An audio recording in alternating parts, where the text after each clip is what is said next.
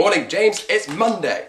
Yeah, it's Monday, and I'm killing two birds with one stone, because this video is like the second part of Theme Week, you know, the top 5 lists of things that we like. So that's good then. So to make it slightly more formal, James, I'm going to tell you about all the really nice music that I like at the moment, specifically the top 5 of them. And I also need yours and the audience's help, like a little bit later. James, we need to think of the name for the audience. They're growing and they're lovely. Number 5. Okay, so James, have you ever wondered how your favouritely flamboyant, freakishly tall pop singer would sound next to my freakishly tall, really flamboyant pop singer? James, it totally happened and it sounds like this.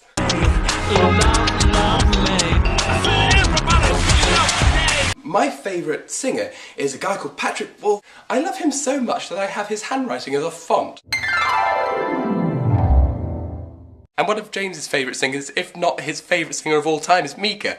And they did a song together. It's a remix really, but it sounds like both of them and none of them at the same time, and it's, oh god, it makes my geek brain do a happy. Number 4, number 4, number 4, number 4. Okay, so I was at a disco for people with Asperger's syndrome yesterday. Okay, so I highly recommend that you Google Asperger's syndrome, come back and realise what a terrible / brilliant idea that is. And being an Asperger's disco, the dance floor was full of I say full, it was full of 5 people. Okay, so note from post-production, it'd be really unfair to say that all of these people were the uncoolest people of all of the people.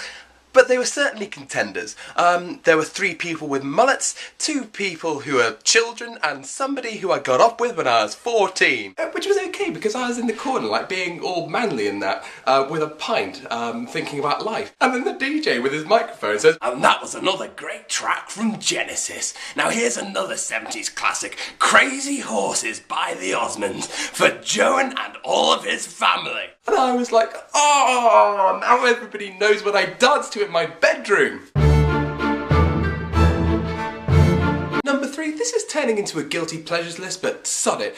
George Formby, When I'm Cleaning Windows. It's not when I'm cleaning windows, James, it's when I'm cleaning windows. Okay, so George Formby was this guy in the 1930s who had a little ukulele and sung like this. The Queen Mother liked him a bunch, and for all intents and purposes he was this variety music hall entertainer fellow. But the thing about George Formby is behind his general twattishness, his lyrics are kind of excellent. Formby is a lovely little window cleaner, and he climbs his ladder and peeps in through the window, which is kind of grounds for sexual harassment, especially in the first verse where he sees a couple on their honeymoon going at it. But this being the 1930s, he can't sing, "Well, I saw them going at it, it was really, really great, and I got a bunk on, I got a bunk on." Oh yeah, and one more thing, his ukulele playing is massively revered by ukulele players. Number 2. Okay, so recently a guy called Earl Sweatshirt released a song called Home, which is really effing good. Sweatshirt is part of a hip-hop rap collective called Odd Future. There's about 8 or 9 members of Odd Future, but just before they had this huge meteoric rise to success,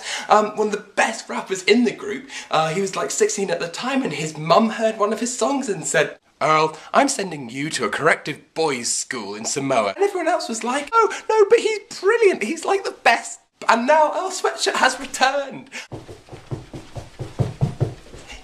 Yes! And number 1. Bingo, bingo, I'm in love. This is where I need you and the audience's help, James. I need a new favourite song. Earl Sweatshirt did a really good job, but it wasn't quite as catchy as Bingo, bingo, I'm in love. James, I shall do my video on Wednesday as well, and I shall see you on Saturday.